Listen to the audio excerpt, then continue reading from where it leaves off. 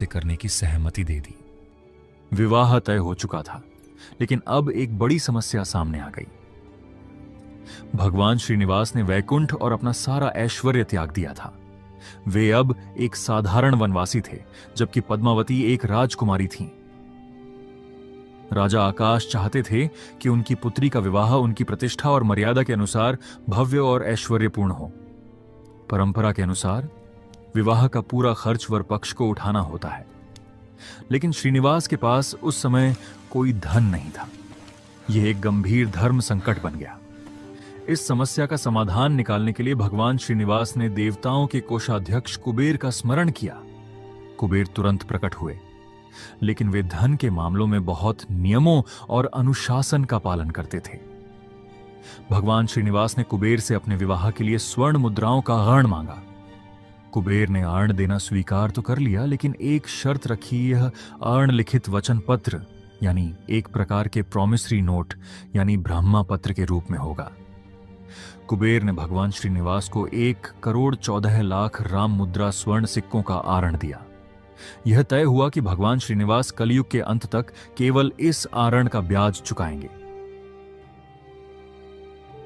भगवान श्रीनिवास ने कुबेर को वचन दिया कि कलयुग में जो भी भक्त उनके दर्शन के लिए आएंगे और श्रद्धा से दान करेंगे, वही धन इस आरण के ब्याज को चुकाने में उपयोग किया जाएगा। इसी कारण आज भी भक्त तिरुमला मंदिर की हुंडी यानी दान पेटी में अपार धन, सोना और आभूषण अर्पित करते हैं। कुबेर से प्राप्त धन से विवाह की तैयारियां अत्यंत भव्य तरीके से की गईं। भगवान श्रीनिवास और पद्मावती का विवाह नारायण वनम में संपन्न हुआ। इस दिव्य विवाह में तीनों लोकों से देवता, आर्षि मुनि, गंधर्व और किन्नर उपस्थित हुए। विवाह का भोज इतना विशाल था कि स्वयं अग्निदेव ने रसोइये की भूमिका निभाई और भोजन तैयार किया।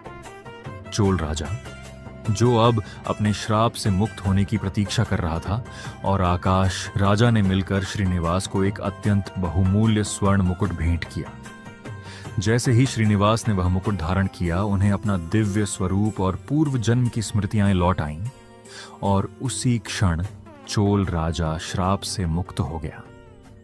विवाह के बाद श्रीनिवास और पद्मावती ने निर्णय लिया कि वे राजमहलों में नहीं बल्कि तिरुमला की पवित्र पहाड़ियों पर निवास करेंगे। वकुला देवी भी उनके साथ तिरुमला आकर रहने लगी। वे तीनों अपना जीवन साधारण और आम जीवन की तरह जी रहे थे।